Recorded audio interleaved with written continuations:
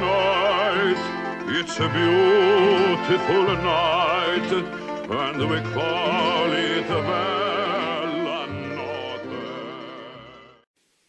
Greetings, fellow cinema freaks, motion picture maniacs, and the like. I'm Brandon the Bammy Man, and welcome to a little show I like to call Golden Ticket Reviews, the movie review show where if it's classic or crap, you see through it, I review it.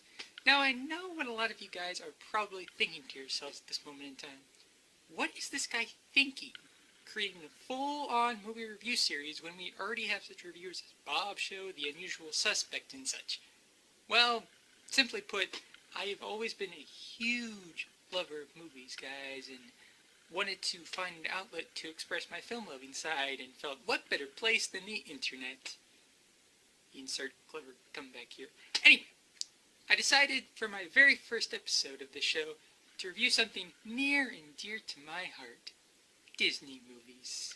Or specifically, Lady and the Tramp. Such a masterpiece about puppy love. The story of a boy on the wrong side of the tracks and the girl from the right side of the tracks, who are both dogs nonetheless, who each find their way into each other's hearts. Since its release in 1955, this film has been heralded as a classic by both animation fans and Disney fans alike. Well, nearly 46 years after its release, and in the midst of the whole Disney sequel boom, this film received a continuation of its own, with Lady and the Tramp 2, Scamp's Adventure. The story of a simple pup who simply wants to be wild and free. Is it a film that will make people say, "Stop that racket, you'll wake the baby"? Or will it be considered to be adorable like the cutest of a puppy litter?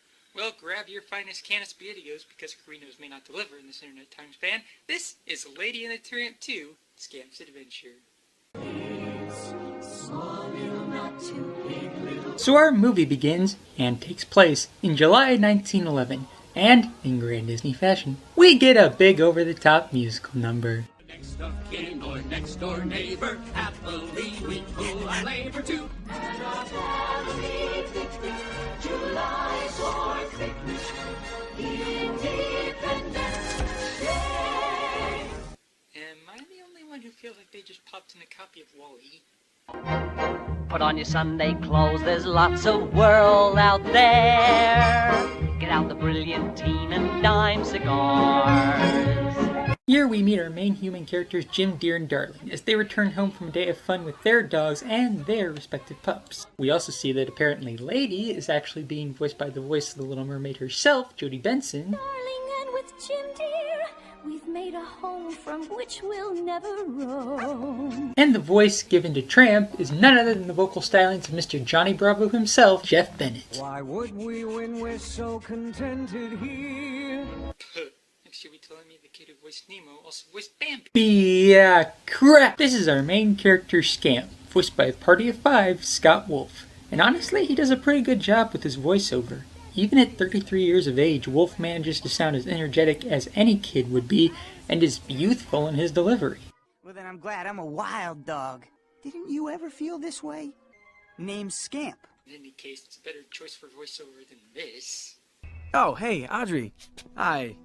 Yeah, nice read there, Zac Efron. Nice read. All this pup wants to do is be wild, and venture beyond his abode will allow. But that will have to wait, because Scamp and his sisters must take their baths. However, after Scamp is through with his lather, he jumps out the window to fetch a ball thrown by Jim's little boy, causing him to track mud into the house. This time you've gone too far. You've left me no choice. As punishment, Jim chains up Scamp to the doghouse outside, leading Tramp and Lady to have a little talk about their troublemaking, well, Scamp. He's just a pup. He has to learn to live by the rules of the house. Firm discipline molds a pup into a dog. And self alligators can chew off muzzles and possibly hurt your future beloved, but that's all in the past, right, Bidge? Seriously though, it's funny how the clueless mermaid is the true brains of this bunch.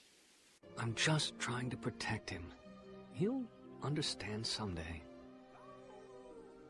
Maybe he needs to understand today. That boy does not need a commanding officer. He needs a father. Naturally, Tramp tries to be a good father by bringing his son some food. I thought you might be hungry. Have you not listened to Garfield? They put unidentified stuff in that. They have a little argument about family life over wildlife, leading to Tramp storming into the house. About time too, as Scamp is distracted by a group of street dogs being chased down by Barney Fife? Hey, where'd you go? You got a new character designs in the butt. Scamp manages to make contact with this girl dog here by returning the dog catcher's lost hat to her, and with that the dogs run off again for another chase with little old Fife, leading to Scamp trying to break free of his chains the only way he knows how. A Roger Bart number. A world without fences.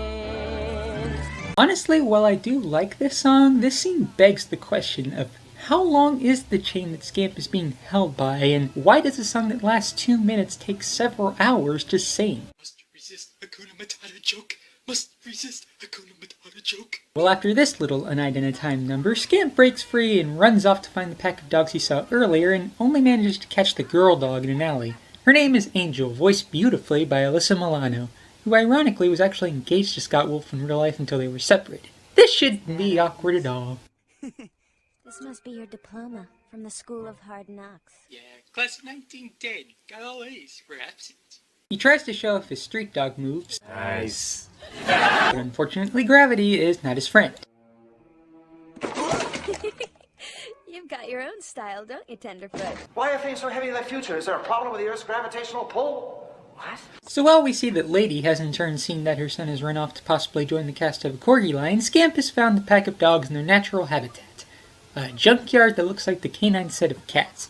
It's everything that Scamp has dreamed of, and as its leader, we have the dog father of Trash Town himself, and the true heart of the movie, Buster, played by Chaz Palminteri. Angel, talk to me. Who's the king of the junkyard? Oh, you are, Buster. That's my girl. I'm not your girl. Scamp joins in on their celebratory howling and gets up close and personal with these lovable mutts. But maybe a little too close. Hey, watch it. Oh, be still my heart. I'm getting a bad case of puppy love. Well, folks, I think it's time for a little Sonic Says. Kids, there's nothing more cool than being hugged by someone you like. But if someone tries to touch you in a place or in a way that makes you feel uncomfortable, that's no good. But before any more creepy canine pedophilia can occur, Buster and Scamp introduce themselves to each other, and Scamp says he wants to join this group of street mutts. Buster then decides to explain what it takes to become one of them by using the singing voice of Wacko Warner to make this scene 10 times more awesome. Sarnell is the We are the mutual unelite, an underclass from my head to feet. Our deeds are spiteful, our mischief pure.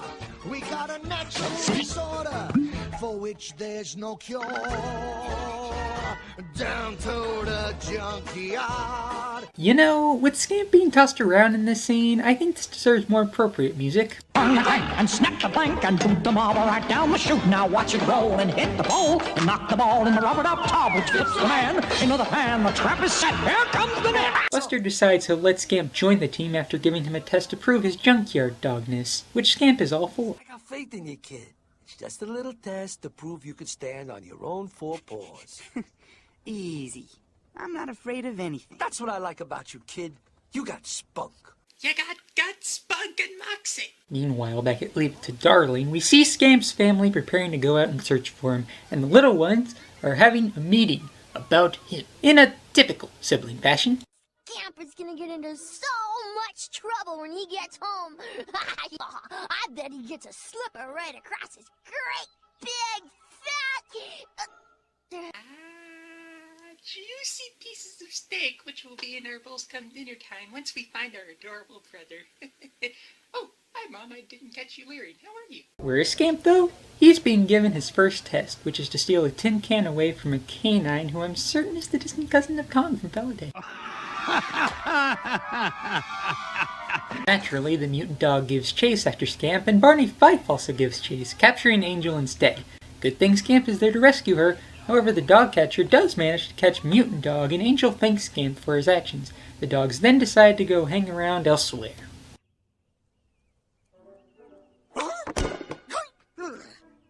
Ooh, I hit the thingy. You know, Scott Wolf actually improv that line after hitting his head on the mic. No real comment here, except it's a cute improv. The junkyard dogs hang out at this park for a bit, where one of the dogs named Sparky, played by Mickey Rooney, tells the legend of Tramp, Scamp's father. Because who better to tell a story to a child than this guy? The Care Bears. Still creepy. He was trapped. But if the tramp was gonna go, he was gonna go in style. But Buster is having none of this exaggeration and tells Scamp what really happened. Pick life on the end of a chain. Hooked up with a real powder puff. Sleeping on carpets. Free room and board. Living the cushy pillow life. Buster, you okay? Seriously, you're a few lathers away from becoming Hammy from over the hedge. I'm a crazy rabbit squirrel. And that's what I learned the first rule about being a junkyard dog. Buster's trouble is Buster's trouble. Well, I might know a certain aardvark who would disagree with you on that. After seeing Scamp scratching like Tramp, Buster begins to suspect this pup is related to his ex-friend. No, really? What are the chances that a pup who has near the same name with one letter off as his father and looks like a mini version of him is related in any way to said ex-friend? You moron. How are you going to get out of this one, Scamp? Just what any decent, sensible man would do who has lied his way into trouble. I'm going to lie my way out. Well, yeah, that is how Scamp gets out of this, leading to this sweet scene with Scamp and Angel on the train tracks discussing their miserable existences. Don't you have a nice family back home? What difference does it make? All families are alike. They make you take baths and sleep in a bed, and you have to eat everything in your bowl, and when it rains, you have to come indoors. You should add my mother, slobbering kisses all over me. In public! Angel reveals that she was actually a house pet for 5 different families who all ended up abandoning her due to various issues. Wait a minute. You really want a family, don't you? But you've got Buster. Buster, you can't tell him. You can't. He'll kick me out. Don't worry, your secret's safe with me. So when does he tell the secret? Okay. However, this nice talk is cut short by a train which they both run from, but Scamp gets his paw stuck in one of the railroad boards, leading to Angel helping him and both of them falling into the river below. And then they died. Oh wait, no. Scamp's family is out looking for him and they think they found him, but Trusty finds a wig that looks like him instead. Somewhere Donald Trump weeps like a baby over the loss of his one and only friend. Scamp and Angel have survived and have a little dialogue with each other. There's gotta be a better way to take a bath, huh? Trust me, there is no good way to take a bath. I'm too young to bathe. They spend the night having fun to the tune of a romantic song that is also pretty nice and also leads to the puppy recreation of the famed spaghetti scene from the first movie. But the night gets ruined when they come across his family home and Scamp sees how much his family needs him back. Gosh, I didn't think they'd miss me that much. You didn't think they'd miss you? Don't you have to be stupid somewhere else? The next morning leads us to the 4th of July picnic, and only now does Buster put 2 and 2 together, and in order to verify that Scamp and Tramp are related, he informs Scamp that his final test will be to betray his own family. Or as Buster puts it. Now, as your final test, I want you to infiltrate that picnic and liberate that chicken. Roast chicken, huh? Scamp does manage to retrieve the chicken, and even manages to outrun his own father, or so he thinks. Whew! Slick move. Lost him. Don't bet on it. I've chased chickens faster than you, boy. There's not any here, I just can't find it. Buster then shows up to give little Scamp a choice between family or felonies, and I'll give you one frickin' guess who he chooses. I know what's best for him. No! You know what's best for you! Well, I'm not you, Dad! I'm a man! Well, that is powerful. Oh! Hi, DVD. How was your shelf life? Tramp walks off sadly, knowing that he's lost his only son, and Buster... whoa! Do we really need another Sonic Says? Thankfully, it's just that Scamp's collar is being thrown off, and Buster congratulates Scamp on finally becoming a junkyard dog. However, not every dog is amused with this rapscallion. Your father, go after him. You're not like the rest of us. You left the man whom legends are made of, both in movie and out. You've royally screwed up. This leads to my favorite line in the entire movie. Just watch this. Oh, yeah, that's right. Let's see. He's good and decent and kind. Is that it, Scampy? You want to be a Whittle House doggy? I don't know. Maybe it's my simple-mindedness, but that is one of the funniest line readings and animated scenes I have ever heard and seen. Can I see it again? You want to be a Whittle House doggy? You know, I think we just should create a montage of the best moments of Chaz Palminteri's career and add that scene in. Hey! Oh, you again, huh? That wasn't very nice. Now you've got to leave. Let me get right to the point. I'm smarter than you. And I'm going to find out what I want to know. And I'm going to get it from you whether you like it or not. You want to be a Whittle House doggy? Truly, this man is the son of Dog. I could call him underrated, but I'm a sucker for corny puns. What can I say? The power of this taunt causes Scamp to accidentally reveal Angel's house dog secret, blame Queen for putting him under pressure, leading to Angel being kicked out of the junkyard dogs. You ain't no junkyard dog. That's right, Buster. I'm not. Not anymore. Oh, and, I'm not your girl. Like a motherfucking boss, sir.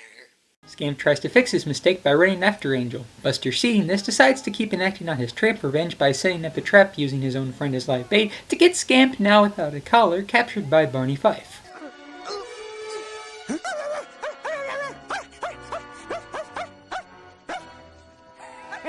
I would yell out a certain word at this juncture, but let's face it, you've all said it by now, and if you haven't, just know the word I wish I could use rhymes with. So now poor Scamp is alone and scared in the back of the dog catcher car and has realized he's been selfish, leading to this beautiful number about the importance of family. Always there to warm you in the winter. Always there with shelter from the rain. Always there to catch you when you're falling. Always there to stand you up again. Family. Cheesy? Yes. Heavy-handed? Yes. Sweet?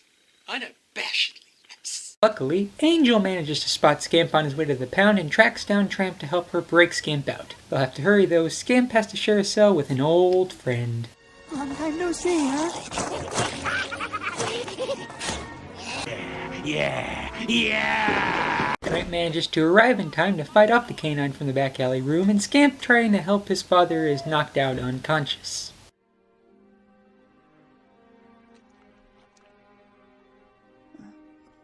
Dad? Well, who hasn't woken up to see their father strike a heroic pose while something epic happens in the background?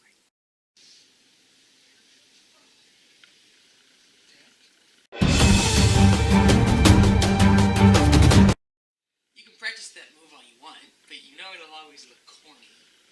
Oh yeah? Tell that to the kid outside I just struck this pose on. Barney Fife almost captures father and son, but Angel is there to defend them. Huh. Aren't the fireworks lovely tonight? Hey, you're okay, right? Now, come on, after I stood by you all through that fight, hey, come back here when you're walking away from me! Shut up, Pinky. On their way home, Scamp apologizes for his behavior. So sorry. I shouldn't have run away. Whirlwind. Maybe I was also being a little too tough on you. Both at fault here, son. You running away and me trying to be a good parent. We're both at the wrong here. Why, you Scamp. I'll never hear the end of this one either. Remind me to glue your nostrils shut when we get home. But before they can go home, Scamp has to get his collar back from good old Buster. You know our motto. You can keep your motto. But not this. So long, Buster. Ah, hey, you missed, Scampalooza. His name is Tenderfoot.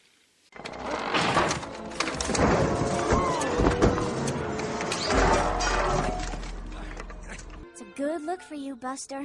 The garbage adds some class. You ain't nothing but a hound dog. Someone wanna lend me a paw here? I think a home sounds nice. Lots of children and hugs and kisses. Well, that was quick character development. Did not get to see them make this decision beforehand, or the French dog tell his buddies what a dick buster is for using him as bait earlier, leading them to make this decision together as a group. No, it took one dog to leave for them to say, a family sounds nice! Hate to reuse an earlier clip, but Don't you have to be stupid somewhere else? So finally, the gang makes it home, and Scamp is welcomed back with open yet near condescending arms. Angel thinks she's out for herself until Scamp invites her over to see the family who he knows will just love her. Come on, girl. It's okay. Dear, you don't suppose... Oh, no, darling. We've got enough dogs as it is. You know we can't. No. We can't. Oh, what's the use? Welcome to the family, Angel. remember kids, begging works for everything. I had to put my foot down. We have too many guests in this house as it is.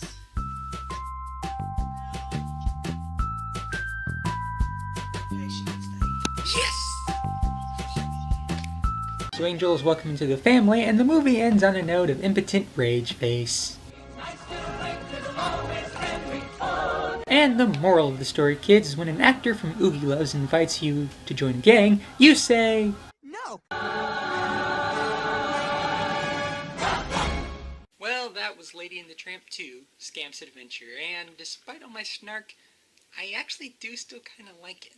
I mean, okay, it comes nowhere close to its predecessor, but there are a lot of things to like in this film. The animation is decent, the voice acting is great, particularly from our new leads, the songs are nicely put together, and I do like the relationship between Scamp and Angel. If there are things to gripe about, it's the fact that the supporting characters, and even the Lady and the Tramp of the title, were more relegated to the background than having reason to be. If anything, the title should have been changed to Angel and the Scamp, a junkyard dog adventure. Beyond that, I do find this film likable and a lot better than the Disney sequel haters give it credit for. If you have a nice family and want something to put on for movie night, then this certainly is a movie worth shaking your tail at. In closing, to all those who want to continually hate on this movie simply because it's a Disney sequel, here's my question to you. Do you want to at least try to re-see the movie and seek out positivity from it? Or... You want to be a Whittle House doggy? God, I want that on a t-shirt. I'm Brandon the Bambi Man, and thanks for joining me for this first ever Golden Ticket review. Until next time, take care of yourselves, guys, and I'll see you at the movies. I never had this feeling before. She gives me shakes and shivers I can't ignore, and I see that there's more now than just running free. I never felt my heart beat so fast. I'm thinking of him first and of myself last, and how happy I want him to be. It's amazing someone in my life just might be loving me. I didn't know that I could feel this way. So crazy, something in my life is better than a dream. I didn't know that I could feel this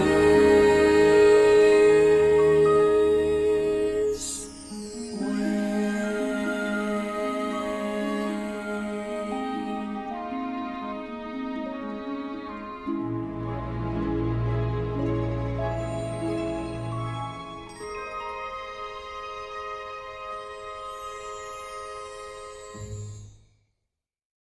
You know, he reviews a movie about a dog, but he doesn't use a dog we already have in this. That was totally wicked! Sick him. Go sick him. That dog was a prize. The one that got away. Got away from me, at least. I see why. You want to be a Whittle House doggy?